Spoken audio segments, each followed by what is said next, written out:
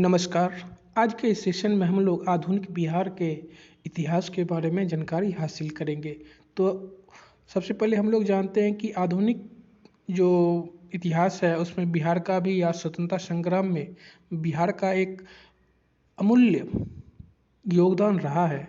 इसलिए सबसे पहले हम लोग बिहार में यूरोपीय कंपनियों के आगमन से ही शुरू करेंगे, क्योंकि आधुनिक इतिहास का जो पार्ट होता है वो हम लोग भारत में यूरोपीय व्यापारियों के आगमन से ही शुरू करते हैं। तो कहानी शुरू करते हैं हम लोग आधुनिक बिहार के लिए बिहार में यूरोपीय कंपनियों का आगमन से।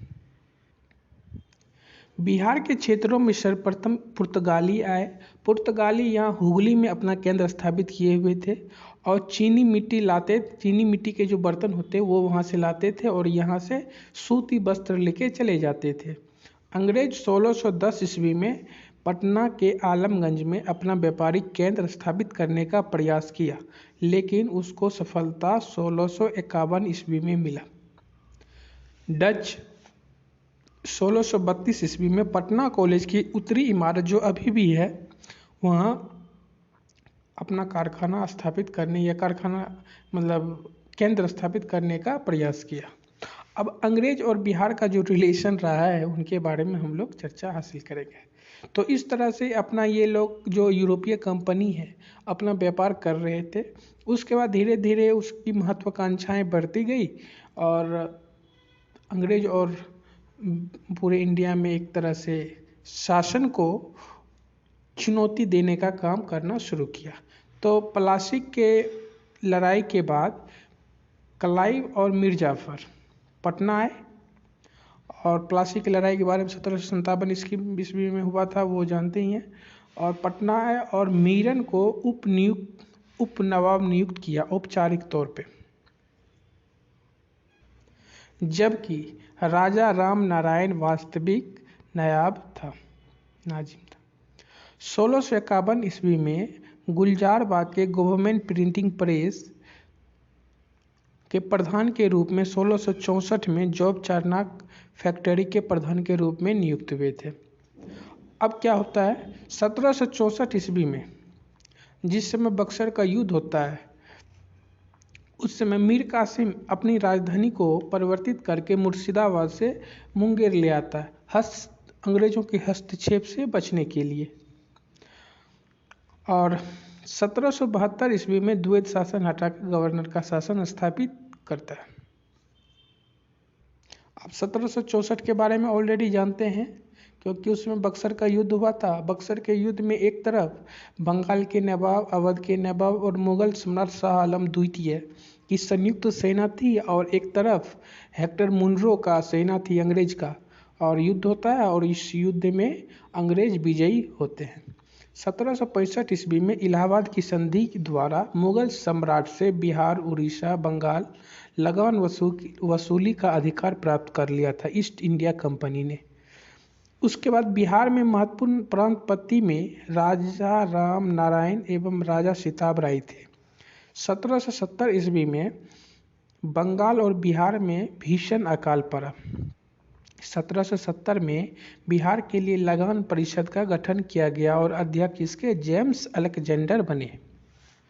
1783 ईस्वी में जॉन सॉर ने लगान वसूली की नई व्यवस्था की, जो 1793 में कॉर्नवालिस के अस्थायी बंदोबस्त बिहार में अस्थायी रूप से लागू हो गया।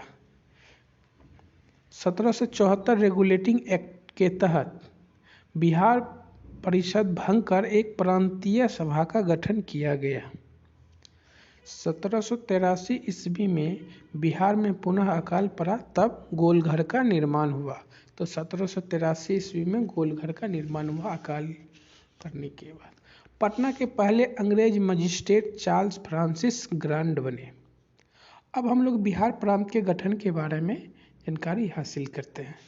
1905 के बंग भंग के विरुद्ध राष्ट्रीय आंदोलन के फलस्वरूप प्रशासनिक पुनर्गठन नए ढंग से 1911 में तय हुआ। इसी क्रम में पृथक और बिहार राज्य की मांग उठने लगी।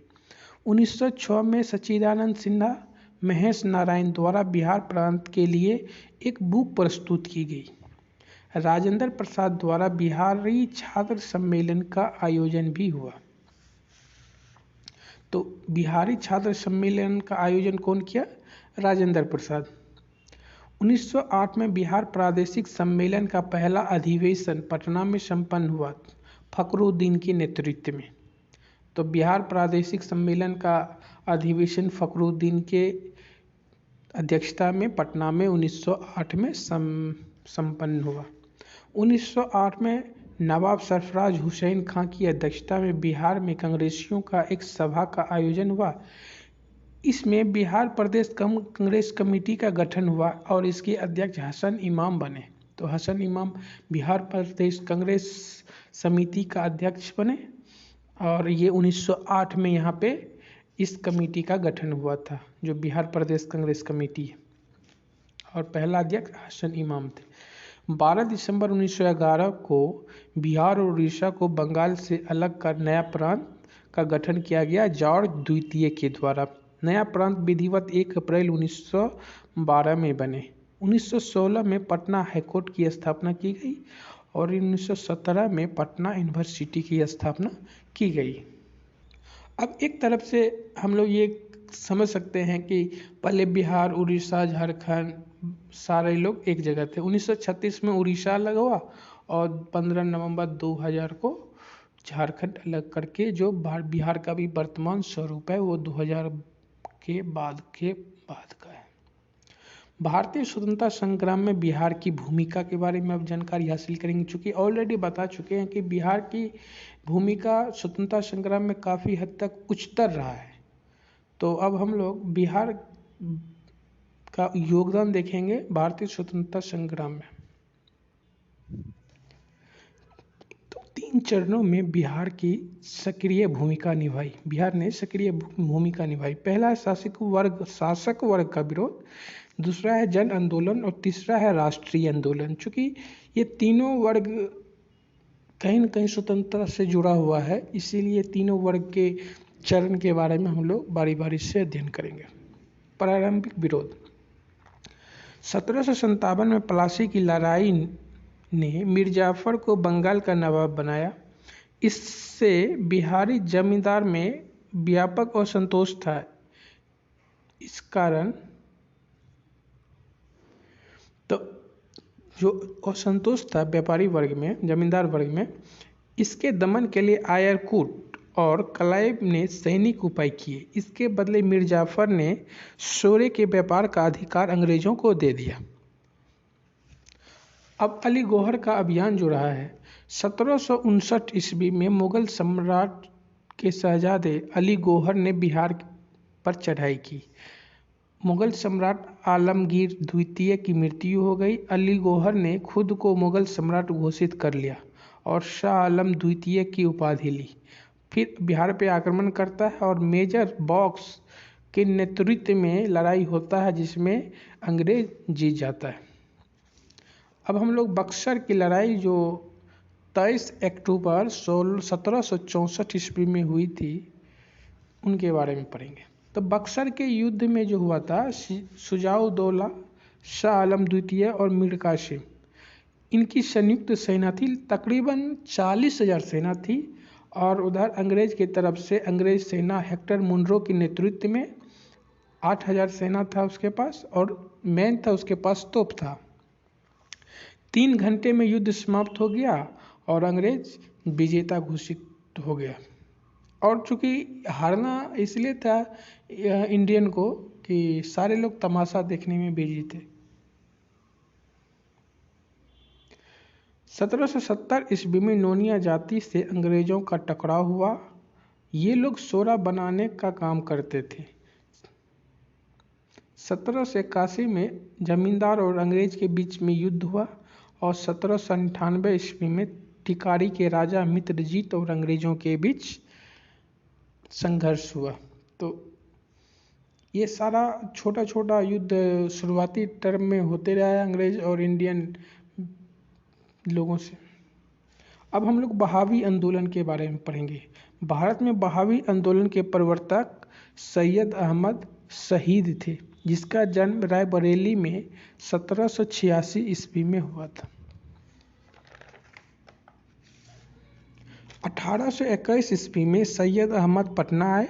वहाबी आंदोलन मुख्यतः मुस्लिम समाज में एक सुधार आंदोलन था और इससे प्रेरित बंगाल का फराइजी आंदोलन था, जिसके नेता हाजी शरीयतुल्लाह थे। ब्रिटिश को भगाए बिना सुधार संभव नहीं है, ये कहना था, इसलिए अब यह जन आंदोलन बन गया था। विलायत अली और इनायत अली पटना में इस आंदोलन का संचालन कर रहे थे। बिहार में वहाबी आंदोलन का दमन 1863 ईस्वी के अम्बेला अभियान के पश्चात हुआ। सहायता रोक दी गई, काला पानी की सजा हुई। बिहार में अहमदुल्लाह अब्दुल रहीम इसके शिकार हुए थे। अब हम लोग जनजातीय विद्रोह के बारे में पढ़ेंगे। जनजाति के साथ जो अंग्रेजों का संघर्ष हुआ है उनके बारे में हम लोग चर्चा करेंगे। संथाल विद्रोह जो हुआ था 1855 से 1856 के बीच में हुआ था। प्रभाव जो है भागलपुर से दामने को तक महसूस किया गया। संथाल विद्रोह के कारण भी मुख्यतः ये चीजें अन्य जनजातीय विद्रोह के कारण थे। संथाल विद्रोह के कारण भी मुख्यतः वही ये जो अन्य जनजातीय विद्रोह के कारण थे, मगर इसके साथ एक नई समस्या रेलवे निर्माण के कारण जुट गई। भागलपुर से बर्धमान पटरी बिछाने का कार्य चल रहा था। इसके साथ लकड़ी जमीन अधिग्रहण हो रही थी, जिससे वे आहत थे और आंदोलन का मुख्य नेता जो था संथाल विद्रोह का, वो सिद्धू और कान्हू था, ने कहा था ईश्वर के आदेश पर यह संघर्ष छेड़ा है, हमारी रक्षा ठाकुर यानी भगवान करेंगे। तो संथाल विद्रोह 1855-56 के बीच में हुआ था और इसके प्रसिद्ध नेता थे सिद्धू और कान्हू। तो मेनली ये रेलवे निर्माण को लेकर के हुआ था। अब हम लोग नोनिया विद्रोह के बारे में पढ़ेंगे। नोनिया विद्रोह जो है 1770 से 1800 के बीच में हुआ था। सोरे की मिट्टी इकट्ठा करने और तैयार करने का काम नोनिया करते थे। उत्पादन का मुख्य केंद्र हाजीपुर, तिरहुत, सारण और पूर्णिया था। सन्यासी विद्रोह 1769 से 1800 के बीच में हुआ था और इसका नेता जो था मजनू शाह, देवी चौधरानी और रामानंद गोसाई था। ये सारे सन्यासियों के गुरु थे। सन्यासी विद्रोह जो हुआ था, सन्यासी विद्रोह 1769 से 1800 के बीच में हुआ था। इसके नेता मजनू शाह, देवी चौधरानी, रामानंद गोसाई, ये सब सन्यासियों के गुरु थे। ढाल विद्रोह पूर्वी सिंहभूम जिले में हुआ था 1767 ईस्वी में। चुआर विद्रोह बड़ा भूम और घास शिला के बीच पहाड़ी में हुआ, निवास करने वालों के बीच हुआ था। इसको दबाने का काम लेफ्टिनेंट नन किया था, जिसको असफलता भी मिली थी और इसके प्रमुख नेता सुबल सिंह, जगन्नाथ पातर, श्याम गंजन। भूमिज विद्रोह भूमिज जनजाति द्वारा होता था और इसको भूमिज चुआर विद्रोह, भूमिज विद्रोह भी कर सकते हैं। हो जनजातियों का विद्रोह या कोल विद्रोह 1769 में रैयत कर बंद कर दिए जाने और भूमि बेदखली के कारण ये हुआ था। 1818 के समय में कंपनी सरकार कलकत्ता को मद्रास से जोड़ने वाली जैक्सन रोड पे काम शुरू करवाया। बेगारी के कारण विद्रोह हुआ था और जबरन जमीन पर कब्जा करने के कारण भी। तमार विद्रोह रांची जिले में तमार क्षेत्र में मुंडा समाज में मेजर क्रॉफर्ड ने विद्रोह को कुचल दिया। ये 1783 ईस्वी में हुआ था। तमार विद्रोह रांची के क्षेत्र में हुआ था मुंडा जाति के द्वारा।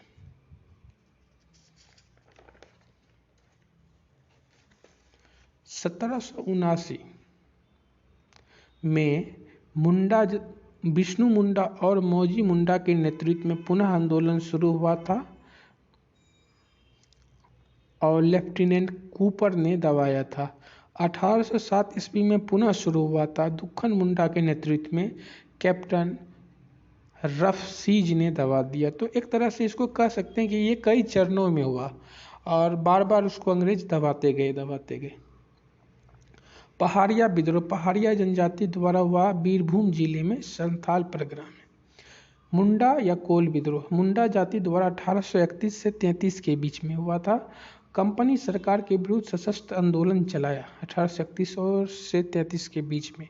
गंगा नारायण सिंह का विद्रोह 1832 से 33 के बीच में हुआ था। अब संथाल विद्रोह के बारे में पढ़ते हैं।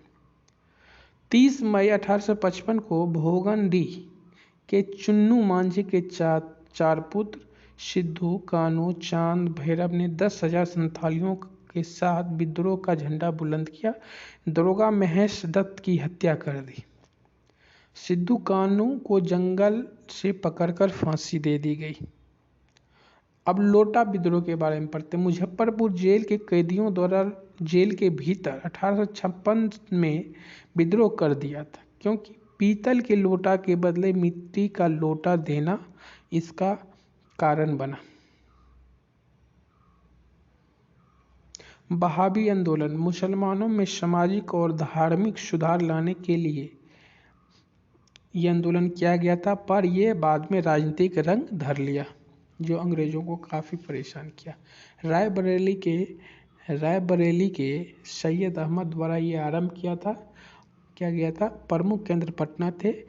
बिहार के याहिया अली, आमिर खां, हसमत दाद खां,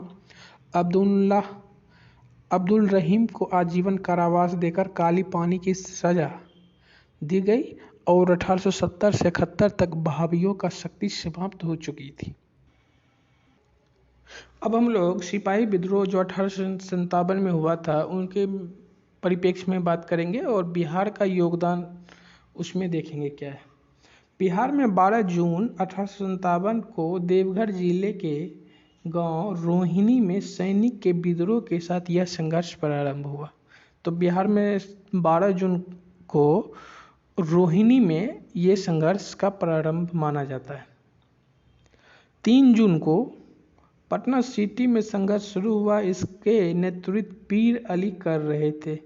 गुरहट्टा मोहल्ला के पुस्तक विक्रेता थे पीर अली और 3 जुलाई 1857 को ये नेतृत्व कर रहे थे। कहीं कहीं 3 जून है, कहीं कहीं 3 जुलाई है, थोड़ा सा कन्फ्यूजिंग है, इस पॉइंट को देख लेंगे।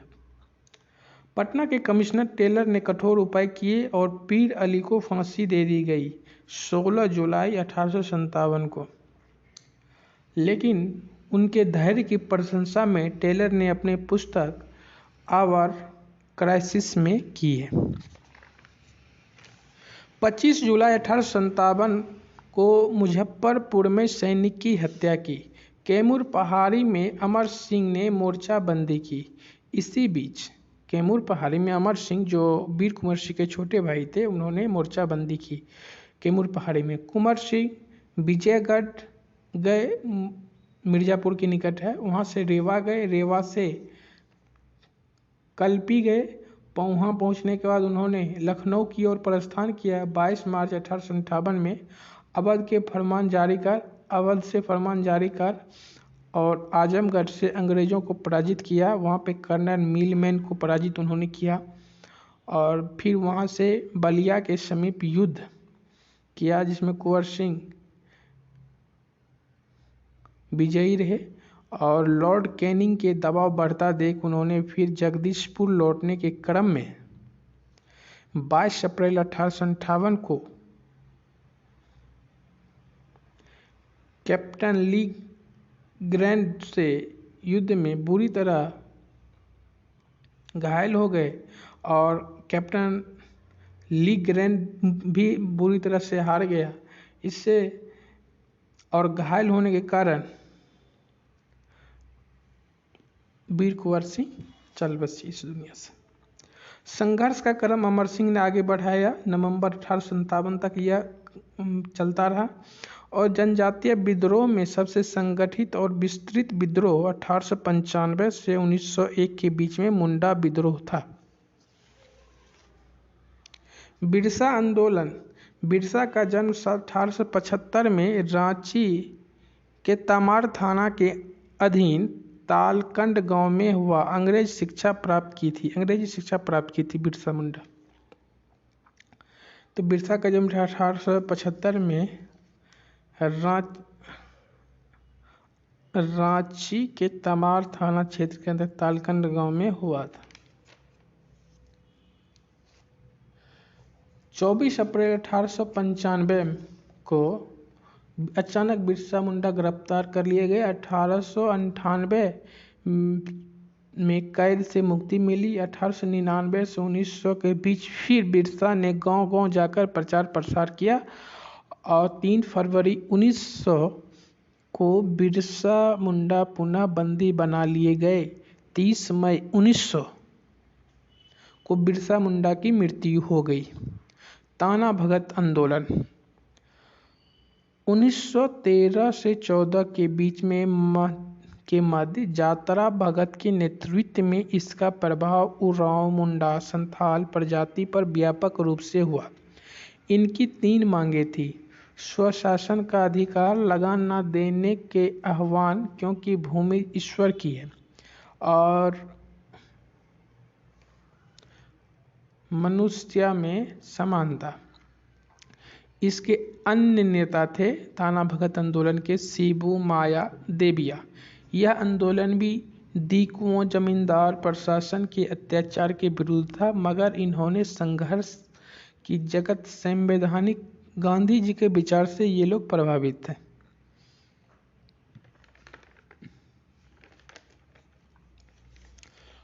उसके बाद थोड़ा थोड़ा कुछ और भी विद्रोह हुआ है, उनके बारे में हम लोग पढ़ लेते हैं। गया में विद्रोह हुआ था और हैदर अली खां, अहमद अली खां, हुसैन खां आदि नेतृत्व कर रहे थे। कैप्टन रेतरे ने को नवादा भेजा गया और इसको दबाने के लिए। भागलपुर में भी विद्रोह हुआ। छपरा में विद्रोह हुआ था मोहम्मद हुसैन खां के नेतृत्व में। मुंगेर में विद्रोह हुआ। जालौन के रानी तेजबाई और उसके हस्बैंड विद्रोह के आरोप में मुंगेर जेल में रखा गया। और मुजफ्फरपुर में मेजर होम्स की हत्या और सारण में मोहम्मद हुसैन खां के नेतृत्व में ये विद्रोह हुआ था। इस क्रम में बहुत सारे लोग शहीद हुए थे, उनके बारे में हम लोग देखते हैं। प्रमुख ज्ञात शहीद जिसके बारे में जानते हैं: तिलका मांझी संथाल परगना के थे। बीरभूम में 1790 ईस्वी में भागलपुर में इसे फांसी दे दी गई। विश्वनाथ सहदेव छोटा नागपुर के थे, परगना के। और नीलांबर पीतांबर पलामू के भोक्ता समाज कंपनी के विरुद्ध काम करती रही। सिद्धू कान्हू चांद भैरव के बारे में जानते हैं। अर्जुन सिंह पोरा घाट के राजा, साउथ बिहार। शेख भिखारी, ये भी साउथ बिहार से थे। टिकैत उमराव सिंह रामगढ़ और मांझी क्षेत्र के थे। Harikishan Singh younger brother of Kunwar Singh Harikishan Singh, ये सारा भी शहीद हुए, जिनके बारे में हम लोग को बहुत कम जानकारी है।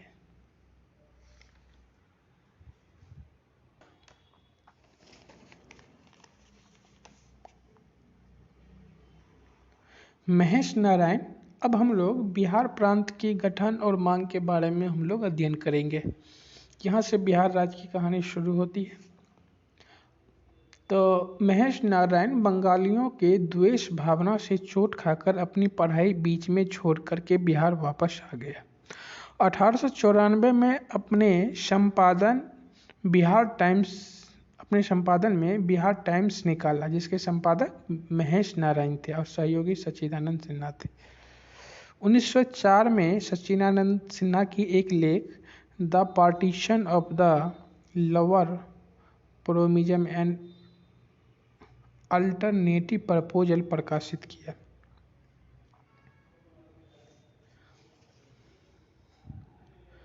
(1894) ईस्वी में बिहार टाइम्स पत्रिका का प्रकाशन प्रारंभ हुआ। इसके संपादक महेश नारायण थे और प्रमुख सहयोगी सच्चिदानंद सिन्हा थे। इसी वर्ष पटना के उपराज्यपाल को सर चार्ल्स इलियट को एक ज्ञापन सौंपा गया जिसमें अलग प्रांत बनाने के लिए मांग की गई। 12 मार्च 1912 में बाद में मतलब इसका विधिवत उद्घाटन किया गया और 1 अप्रैल 1912 में औपचारिक गठन, 1 अप्रैल 1936 में उड़ीसा अलग और 1955 के में भाषा के आधार पर बिहार सीमा का गठन किया गया। बिहार बंगाल सीमा का गठन किया गया भाषा के आधार पर। 15 नवंबर 2000 को 46% भूभाग से झारखंड का गठन किया गया। ये अभी तक की स्टोरी रही है बिहार राज्य के बारे में। अब हम लोग धीरे धीरे आगे बढ़ते हैं। चूँकि क्रांतिकारी राष्ट्रवाद बाबाजी ठाकुर दास ने पटना में 1906 और 7 में रामकृष्ण सोसाइटी की स्थापना की। तो रामकृष्ण सोसाइटी की स्थापना बाबाजी ठाकुर दास ने पटना में की थी 1906-7 के बीच में। और एक समाचार पत्र दी मदरलैंड का प्रकाशन भी आरंभ किया, जिसके माध्यम से क्रांतिकारी विचार का प्रचार प्रसार हुआ। 1908 में खुदीराम बोस और प्रफुल्ल चाकी ने बम फेंके। धोखे से केनेडी की पत्नी और बेटी मारी गई। खुदीराम बोस गिरफ्तार कर लिए गए और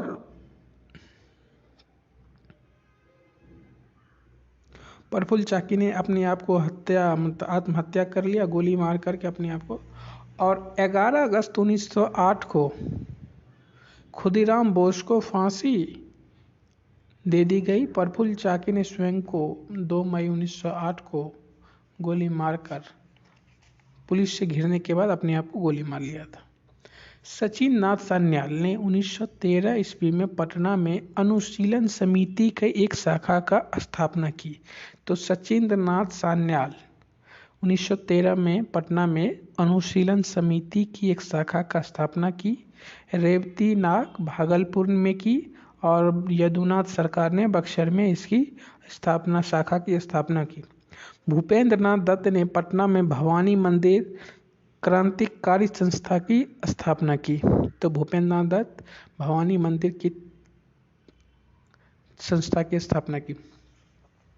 बिहार प्रांत का गठन 1906 में सच्चिदानंद सिन्हा और महेश नारायण के द्वारा पृथक बिहार राज्य की मांग के समर्थन में एक पुस्तिका प्रस्तुत की गई। इसी वर्ष राजेंद्र प्रसाद द्वारा बिहार प्रादेशिक सम्मेलन का पहला अधिवेशन पटना में आयोजित हुआ। बिहार प्रादेशिक सम्मेलन का पहला अधिवेशन पटना में राजेंद्र प्रसाद के अध्यक्षता में आयोजित हुआ, जिसमें मोहम्मद फखरुद्दीन ने बिहार को बंगाल से पृथक कर नए प्रांत का प्रस्ताव रखा, जिसे पारित कर दिया गया। बिहार प्रादेशिक सम्मेलन में 1908 में नवाब सरफराज हुसैन खां की अध्यक्षता में कांग्रेसियों की एक सभा का आयोजन हुआ। इसमें बिहार प्रदेश कांग्रेस कमेटी का गठन हुआ, जिसके अध्यक्ष हसन इमाम बनाए गए। 12 दिसंबर 1911 में दिल्ली दरबार में बिहार उड़ीसा बंगाल से अलग कर दिया गया। 1 अप्रैल 1912 में ये विधिवत स्थापित हो गया। 1916 में पटना हाईकोर्ट की स्थापना हुई। 1917 में पटना यूनिवर्सिटी की स्थापना हुई।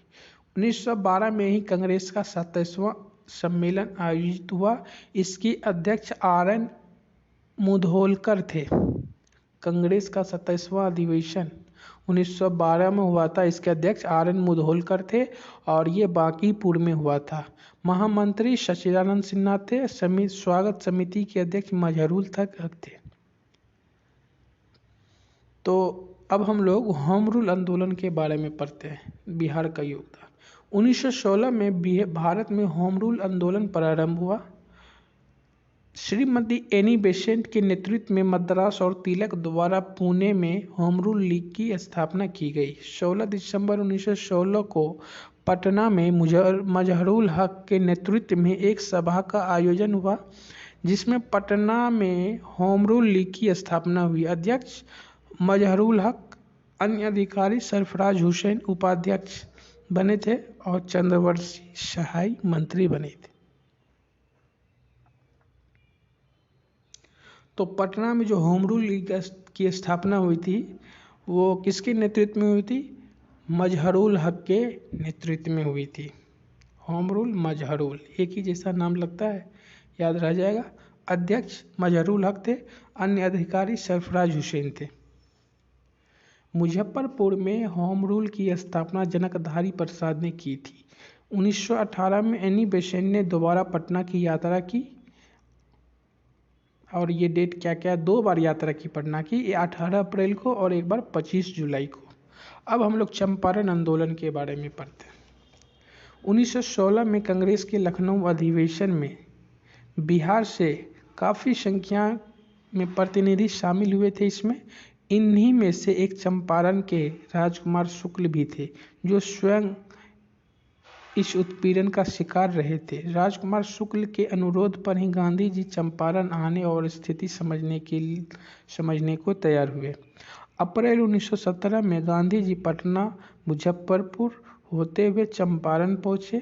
बिहार के उपराज्यपाल एडवर्ड गैट ने गांधी को वार्ता के लिए बुलाया और जांच के लिए कमेटी का गठन का प्रस्ताव रखा, जो चंपारण एग्रीमेंट कमेटी कहलाई।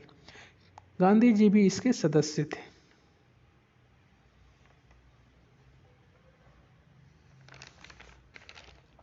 आरंभिक किसान आंदोलन के बारे में हम लोग पढ़ते हैं कुछ।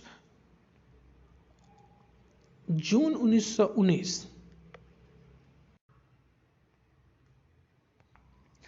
अब हम लोग आरंभिक किसान आंदोलन के बारे में पढ़ते हैं। जून 1919 में मधुबनी जिला के किसानों को दरभंगा महाराज के विरुद्ध आंदोलन के लिए स्वामी विद्यानंद ने संगठित किया। तो दरभंगा में राज के कांग्रेस से साठगांठ के कारण कांग्रेस उदासीन बनी रही। दरभंगा महाराज ने आंदोलन खत्म करने के लिए 1922 में एक प्रांतीय सभा का गठन किया, जिसमें किसानों की मुख्य प्रवक्ता के रूप में मान्यता दी गई। खिलाफत और असहयोग आंदोलन। इससे पूर्व 1916 में लखनऊ अधिवेशन में कांग्रेस और मुस्लिम लीग के बीच समझौता हो चुका था। दोनों आंदोलन में मजहरुल हक का बिहार में व्यापक असर रहा और बिहार में खिलाफत आंदोलन 1919 में प्रारंभ हुआ। प्रथम विश्व युद्ध की समाप्ति पर 16 फरवरी 1919 को पटना में हसन इमाम की अध्यक्षता में एक सभा हुई, जिसमें खलीफा के प्रति मित्र देशों द्वारा उचित व्यवहार के लिए लोकमत बनाने पर बात हुई। अप्रैल 1919 में खिलाफत आंदोलन के प्रमुख नेता मौलाना शौकत अली पटना आए असहयोग आंदोलन के आह्वान के लिए। असहयोग आंदोलन का प्रस्ताव कांग्रेस के कलकत्ता अधिवेशन में सितंबर 1920 में पारित हुआ था और जून 1918 में मॉन्टेग्यू चेम्सफोर्ड सुधार प्रकाशित हुआ, जिसमें स्वदेश प्रशासन संबंधी कुछ प्रस्ताव रखे गए। यह राष्ट्रवादियों के लिए असंतोष का कारण बना। 19 अगस्त 1918 को कांग्रेस ने मुंबई अधिवेशन में इस रिपोर्ट पर विचार किया। इसकी अध्यक्षता हसन इमाम ने की थी। 6 अप्रैल 1919 को हड़ताल हुई। छपरा, मुजफ्फरपुर, गया में इसका प्रबल विरोध हुआ। अगस्त 1920 में को राजेंद्र प्रसाद के सभापतित्व में बिहार प्रांतीय राजनीतिक सम्मेलन राजेंद्र प्रसाद के नेतृत्व में भागलपुर में हुई बैठक भागलपुर में, जिसमें गांधी जी के अनुमोदन किया गया। छात्र कॉलेज त्याग कर मजहरुल हक के पास मार्गदर्शन को गए। मजहरुल हक ने अपने मित्र खैरू मियाँ के जमीन पर, जो उन्हें दान कर दी, सदाकत आश्रम का निर्माण किया। यहाँ छात्रों द्वारा चरखा बनाने का काम आरंभ हुआ। धीरे धीरे यह राष्ट्रीय आंदोलन का मुख्य केंद्र बन गया। इसी बीच गांधी जी ने राष्ट्रीय शिक्षा केंद्र के निर्माण का प्रस्ताव रखा। बिहार में एक विद्यापीठ का गठन का निर्णय लिया गया। राष्ट्रीय महाविद्यालय के प्रांगण में ही राष्ट्रीय महाविद्यालय के प्रांगण में ही बिहार विद्यापीठ का गठन किया गया। उसका उद्घाटन गांधी जी द्वारा 6 फरवरी 1921 में किया गया। मजहरूल हक इसके कुलाधिपति थे और ब्रजकिशोर प्रसाद कुलपति बने। 30 सितंबर 1921 को मजहरूल हक ने सदाकत आश्रम से द मदरलैंड नामक अखबार निकालना शुरू किया, जिसका उद्देश्य राष्ट्रीय भावना का प्रसार, असहयोग कार्यक्रम और हिंदू मुस्लिम एकता का उपदेश देना था। युवराज की यात्रा का बहिष्कार किया गया। 22 दिसंबर को युवराज प्रिंस ऑफ वेल्स का पटना में आगमन हुआ। उस दिन शहर में हड़ताल की गई। 5 फरवरी 1922 को चौरा चोरी कांड के कारण गांधी जी ने आंदोलन स्थगित कर दिया। इसके कुछ समय बाद 10 मार्च 1922 को गांधी जी गिरफ्तार कर लिए गए और 26 जुलाई को मजहरूल हक दी मदरलैंड में प्रकाशित लेख के कारण गिरफ्तार कर लिए गए। ब्रिटिश सरकार से असहयोग के क्रम में फुलवारी में मौलाना सज्जाद द्वारा इमारत शरीयत की यह संस्था का गठन हुआ, जो अभी भी सक्रिय है।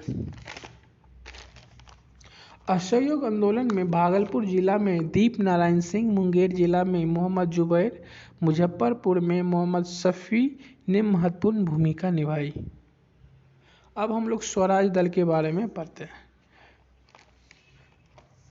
1922 में कांग्रेस का अधिवेशन गया में हुआ। इसके अध्यक्ष चित्तरंजन दास थे। इस अधिवेशन में कांग्रेस द्वारा विधायिका में प्रवेश लेने और बहिष्कार को जारी रखने के मुद्दे पर बहस हुई। निर्णय बहिष्कार के पक्ष में हुआ। फिर भी प्रमुख नेता मोतीलाल नेहरू, चित्तरंजन दास आदि विधायिका में प्रवेश के पक्ष में थे। इन्होंने स्वराज दल का गठन किया। बिहार में फरवरी 1923 में स्वराज दल का गठन हुआ और दीप श्री नारायण प्रसाद इसके प्रथम अध्यक्ष और अब्दुल बारी सचिव बने। बिहार में फरवरी 1923 में बिहार में जो स्वराज पार्टी का जो कार्यालय था उसमें श्री नारायण प्रसाद इसके अध्यक्ष बने थे और अब्दुल बारी सचिव बने थे। 2 जून को ये आरंभिक बैठक इसमें हुआ। उपचुनाव हुआ, जिसमें विधानसभा में 8 और विधान परिषद में 10 सीट इन लोगों ने जीत दर्ज की। असहयोग आंदोलन 5 जनवरी 1921 को बीएन कॉलेज की स्थापना की गई। 6 फरवरी 1921 को गांधी जी ने इसका उद्घाटन किया। विद्यापीठ के कुलपति मजहरूल हक, ये सब ऑलरेडी पढ़ चुके हैं, एक बार इसको रिव्यू कर लेते हैं। विद्यापीठ के कुलपति मजहरूल हक थे और प्राचार्य राजेंद्र प्रसाद।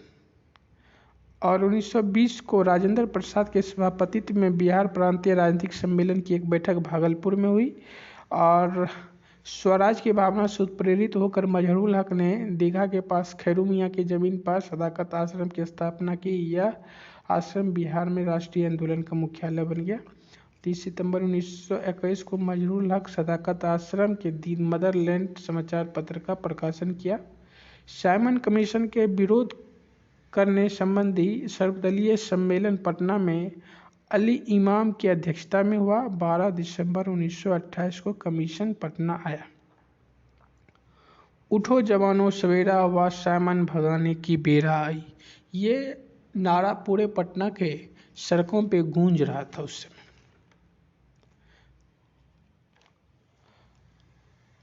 मंगल तालाब के पूरब नरवास पिंड में के स्थान पे नमक कानून भंग करने के लिए सोचा। अंबिका कांत प्रसाद के नेतृत्व में एक जत्था और राम वृक्ष बेनीपुरी के नेतृत्व में एक जत्था। दरभंगा में 17 अप्रैल को सत्यनारायण सिंह के नेतृत्व में नमक कानून तोड़ा गया। मुंगेर में श्री कृष्ण सिंह के नेतृत्व में और भागलपुर में महादेव लाल सर्राफ और दीप नारायण अग्रवाल के नेतृत्व में नमक कानून तोड़ा गया। ये सारी बातें बाद में हम पढ़ेंगे। अब हम लोग साइमन कमीशन के बारे में पढ़ते हैं। 1928 में साइमन कमीशन आया, भारत में आगमन उसका हुआ। 1919 के मानफोर्ड सुधारों की मांग के उद्देश्य से संगठित हुआ। राष्ट्रवादियों ने इसका विरोध किया। अनुग्रह नारायण सिंह के नेतृत्व में सर्वदलीय बैठक हुई जिसमें साइमन कमीशन के बहिष्कार का निर्णय लिया गया। 12 दिसंबर को कमीशन के पटना पहुंचने पर इसका विरुद्ध प्रदर्शन हुए, काले झंडे दिखाए गए और मेन इसका विरोध था। इसमें जितने भी मेंबर थे वो सारे अंग्रेज थे, एक भी भारतीय नहीं होने के कारण इसका विरोध का कारण बना। सविनय अवज्ञा आंदोलन, इसका प्रस्ताव दिसंबर 1929 में लाहौर अधिवेशन में पारित हुआ जिसके अध्यक्ष पंडित जवाहरलाल नेहरू थे। इसी अधिवेशन में पूर्ण स्वराज भी प्रस्ताव भी पारित हुआ। 26 जनवरी को स्वाधीनता दिवस मनाने का फैसला हुआ और 26 जनवरी 1930 को बिहार में भी स्वाधीनता दिवस मनाया गया। 12 दिसंबर 1930 को गांधी जी दांडी यात्रा प्रारंभ किए। 12 मार्च 1930 को गांधी जी की दांडी यात्रा प्रारंभ हुई। 5 अप्रैल को नमक कानून का उल्लंघन का सत्याग्रह आरंभ हुआ और बिहार में नमक सत्याग्रह का आरंभ 15 अप्रैल को चंपारण और सारण जिले में नमकीन मिट्टी से नमक बनाकर किया गया। ठीक है, 15 अप्रैल को बिहार में ये शुरू हुआ, जबकि 5 अप्रैल को गांधी जी वहाँ पे ख़त्म कर चुके थे, तो यहाँ 15 अप्रैल 10 दिन बाद। छपरा जेल में नंगा हड़ताल हुआ क्योंकि कैदी विदेशी कपड़े का बहिष्कार कर स्वदेशी कपड़े की मांग कर रहे थे। मई 1930 में पटना स्वदेशी लीग की स्थापना हुई जिसकी अध्यक्ष अली इमाम बनाए गए। 30 जून 1930 को कांग्रेस को अवैध घोषित कर दिया गया। 1930 को कांग्रेस अवैध घोषित कर दिया गया। 5 जुलाई को राजेंद्र प्रसाद गिरफ्तार कर लिया गया 6 महीने के लिए कैद। 5 मई 1931 को गांधी इरविन समझौता हुआ। समझौता के पश्चात गांधी जी गोलमेज सम्मेलन में भाग लेने इंग्लैंड गए SS राजपूताना जहाज से। सांप्रदायिक पंचायत के विरुद्ध गांधी जी ने आह्वान किया। बिहार में हरिजन सेवक संघ की स्थापना की एक शाखा खोली गई। 12 जुलाई 1933 को गांधी जी ने सामूहिक सविनय अवज्ञा के स्थान पर व्यक्तिगत अवज्ञा का प्रस्ताव रखा। 33 में 7 अप्रैल 1934 को गांधी जी ने पटना में अपने वक्तव्य में आंदोलन स्थगित करने की सलाह दी। 18 मई को बिहार प्रदेश कांग्रेस कमेटी ने इसका समर्थन किया। इन्हीं दिनों कांग्रेस सोशलिस्ट पार्टी का गठन भी हुआ। 1927 में पटना युवक संघ की स्थापना हुई और 1929 तक इसकी शाखा बिहार के अनेक नगरों में स्थापित हो गई। 1927 में पटना युवा संघ की स्थापना हुई। 1929 में इसकी शाखा पूरे अनेक शहर में स्थापित हो गई। किसान सभा, किसान को संगठित करने के उद्देश्य से 1922-23 में किसान सभा का गठन शाह मोहम्मद जुबैर और श्री कृष्ण सिंह के द्वारा किया गया, लेकिन किसान आंदोलन का निर्णायक मोड़ स्वामी सहजानंद सरस्वती ने दिया, जिन्होंने 4 मार्च 1928 को किसान सभा की औपचारिक ढंग से स्थापना की। मुंगेर में ये लोग किए थे, मोहम्मद जुबैर और कृष्ण सिंह। किसान सभा का गठन 1922-23 में। उसके बाद औपचारिक गठन स्वामी सहजानंद 4 मार्च 1928 को किए। तो 22-23 और 1928 मतलब 5 से 6 साल के बाद ये औपचारिक रूप से जो व्यापक स्तर पे इसका गठन हुआ और ये सोनपुर मेला के अवसर पे हुआ था। प्रथम अध्यक्ष इसका स्वामी सहजानंद बने। यूनाइटेड पॉलिटिकल पार्टी की स्थापना सितंबर 1932 में हुई। किसान सभा द्वारा 1933 में एक जांच कमेटी का गठन किया गया जिसमें किसानों की दयनीय दशा के प्रति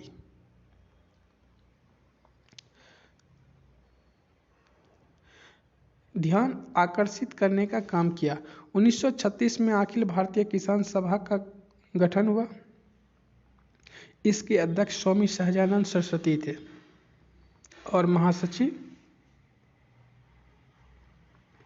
NG रंगा। तो 1936 में अखिल भारतीय किसान सभा का 1936 में अखिल भारतीय किसान सभा का गठन हुआ और अध्यक्ष स्वामी सहजानंद और महासचिव एन.जी. रंगा थे। अब हम लोग मजदूर आंदोलन के बारे में पढ़ते हैं। जमशेदपुर वर्क्स एसोसिएशन 1920 में एस.एन. हलदर और व्योमेश चक्रवर्ती के नेतृत्व में ये आंदोलन प्रारंभ हुआ। 1929 में झरिया में अखिल भारतीय ट्रेड यूनियन कांग्रेस का अधिवेशन हुआ, जिसके अध्यक्ष 7 वर्षों के लिए जवाहरलाल नेहरू को बनाया गया।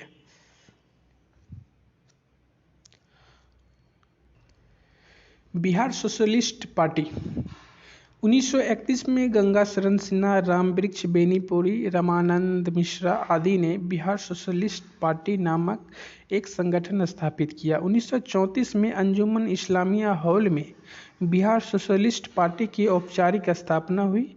इसके अध्यक्ष आचार्य नरेंद्र देव, सचिव जयप्रकाश नारायण थे। बिहार सोशलिस्ट पार्टी के सचिव जेपी और आचार्य नरेंद्र देव इसके अध्यक्ष थे। अन्य सदस्यों में रामवृक्ष बेनीपुरी, गंगा शरण सिन्हा, योगेश शुक्ल, योगेंद्र शुक्ल, अब्दुल बारी, कर्पूरी ठाकुर, बसावन सिंह आदि थे। तो बसावन सिंह सोशलिस्ट पार्टी से जुड़े हुए थे।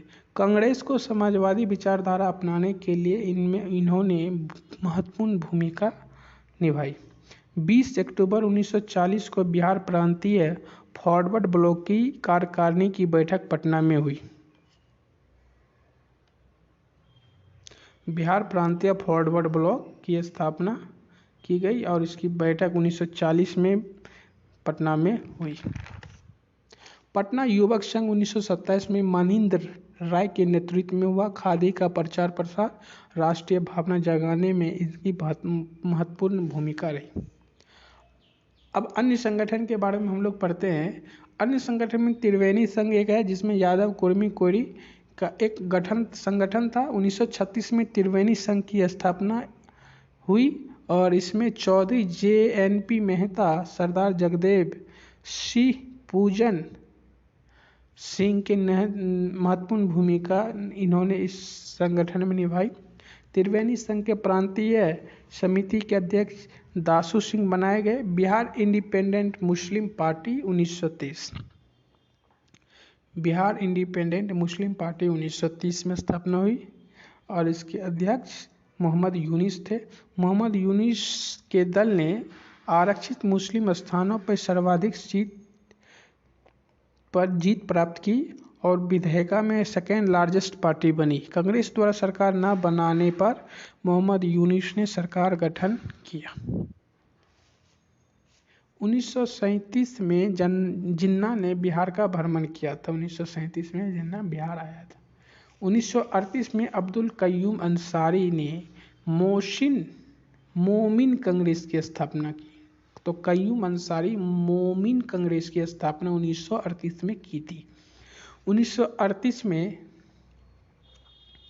आदिवासी सभा का गठन हुआ, जिसका अध्यक्ष थियोडोर शूरीन थे। कालांतर में इसका सबसे प्रभावशाली नेता राम जयपाल सिंह हुए। झारखंड की मांग सबसे पहले इन्होंने ही की थी। द्वितीय विश्व युद्ध ने इन सारी राजनीतिक गतिविधियों को शिथिल कर दिया। 19 दिसंबर 1920 को द्वैत शासन बिहार में लागू हुआ था। बिहार में प्रथम भारतीय गवर्नर सत्येंद्र प्रसन्न सिंह थे। टोटल 152 स्थान में से 107 पर कांग्रेस ने चुनाव लड़ा और 98 सीटों पर उन्होंने विजयी हासिल की। 24 मार्च 1937 को बिहार के तत्कालीन राज्यपाल M.G. हॉलेट ने कांग्रेस दल के नेता श्री कृष्ण सिंह को सरकार बनाने का न्योता दिया, लेकिन हस्तक्षेप न करने की शर्त नहीं मानी। इसलिए श्री कृष्ण सिंह ने तत्पश्चात हस्तक्षेप नहीं मानी राज्यपाल ने, तो इससे कृष्ण सिंह सरकार गठन करने से मना कर दिया। तत्पश्चात राज्यपाल ने बिहार इंडिपेंडेंट मुस्लिम पार्टी के यूनुस खान को बिहार सरकार या गवर्नमेंट फॉर्मेशन का निर्णय दिया।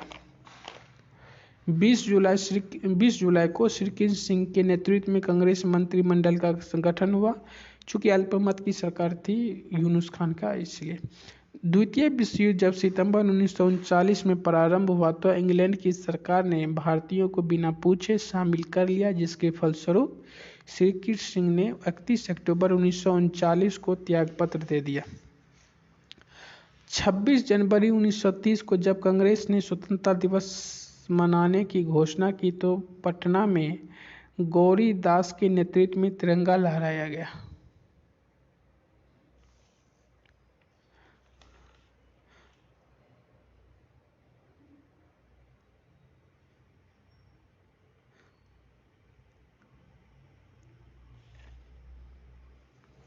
ब्रजकिशोर प्रसाद की बेटी थी प्रभावती और प्रभावती जयप्रकाश नारायण की पत्नी थी। कदम कुआं में महिला चरखा समिति की स्थापना प्रभावती देवी ने की थी। अब हम लोग भारत छोड़ो आंदोलन में बिहार का योगदान के बारे में पढ़ते हैं। भारत छोड़ो आंदोलन 9 अगस्त 1942 को राजेंद्र प्रसाद इसमें बिहार में गिरफ्तार कर लिए गए। तत्कालीन जिलाधिकारी WG आर्चर ने गिरफ्तार किया और बांकीपुर जेल भेज दिया गया। 11 अक्टूबर को विद्यार्थी का एक जुलूस सचिवालय भवन के सामने विधायिका की इमारत पर राष्ट्रीय झंडा लहराने की कोशिश की। जिलाधीश WG आर्चर के आदेश पर पुलिस ने गोली चलाई, जिसमें 7 छात्र मारे गए और अनेक घायल हुए। स्वतंत्रता के बाद शहीद स्मारक का निर्माण हुआ, जिसका शिलान्यास जयराम दास दौलतराम, जो उस समय के राज्यपाल थे, बिहार के प्रथम राज्यपाल माने जाते हैं स्वतंत्रता पश्चात। अनौपचारिक गठन डॉक्टर राजेंद्र प्रसाद ने 1956 में किया। नेपाल में युवकों को छापामार युद्ध शिक्षा का एक केंद्र का संगठित हुआ JP नारायण में, जिसका नाम रखा गया आजाद रास्ता। अब हम लोग सिवान थाने पर राष्ट्रीय झंडा फहराने की कोशिश में फूलेना प्रसाद श्रीवास्तव पुलिस गोली के शिकार हुए और बिहार में 1968 में स्वतंत्रता प्राप्ति के बाद राष्ट्रपति शासन पहली बार लागू हुआ था। स्वदेशी आंदोलन के प्रणेता शाखाराम गणेश दौस्कर थे। देशेर कथा भी शाखाराम गणेश दौस्कर ने लिखा। देश का धन राधा मोहन गोकुल। राजकुमार शुक्ल के सलाह पे गांधी जी से मिलने का सलाह कौन दिया था राजकुमार शुक्ल को? गणेश शंकर विद्यार्थी ने दिया था। Bihar student conference 1906। बिहार छात्र परिषद राजेंद्र प्रसाद। बिहार में होम रूल लीग 16 दिसंबर 1916। विजयादशमी के दिन भारत माता की पूजा रामपूरन चंद्र ने शुरू किया। गौ रक्षणी सभा की स्थापना 1893 में हुआ था। स्वराज कथा का संपादन बाल मुकुंद वाजपेयी के नेतृत्व में। तिरहुत षड्यंत्र मुकदमा योगेंद्र शुक्ल के नेतृत्व में एक मुकदमा चला योगेंद्र शुक्ल। HSRA में 1928 में शामिल बिहारी फणीश्वर नाथ घोष। पटना क्रांतिकारी के नेता मनेंद्र नारायण राय और बिहार युवक संघ की स्थापना 1928 में सारण में किया गया। तो ये सारा था बिहार का आधुनिक इतिहास। अब हम लोग अच्छी तरह से पूरे आधुनिक बिहार को पढ़े हैं, जिसमें आपको एक भी क्वेश्चन छूटने की संभावना आधुनिक बिहार से नहीं के बराबर रहेगी। अब हम लोग थोड़ा बिहार का जो छोटी छोटी पॉइंट है उसको हम लोग देख लेते हैं। तो भारत के उत्तरी पूर्वी भाग में बिहार का स्थान है अवस्थिति के तौर पे, और इसका अक्षांशीय जो विस्तार है, अक्षांशीय विस्तार इसका है 24 डिग्री 20 मिनट 10 सेकेंड से लेकर 27 डिग्री 31 मिनट 15 सेकेंड तक और उत्तरी तक है। और देशांतरीय विस्तार इसका 83 डिग्री 19 मिनट 50 सेकेंड से 88 डिग्री 17 मिनट 40 सेकेंड देशांतर तक है। आयत में जानते हैं आयताकार है ये। उसके बाद इस आगे इसके बारे में हम लोग ज्योग्राफी, जब बिहार का ज्योग्राफी करेंगे उस समय हम लोग इसका अध्ययन करेंगे। धन्यवाद।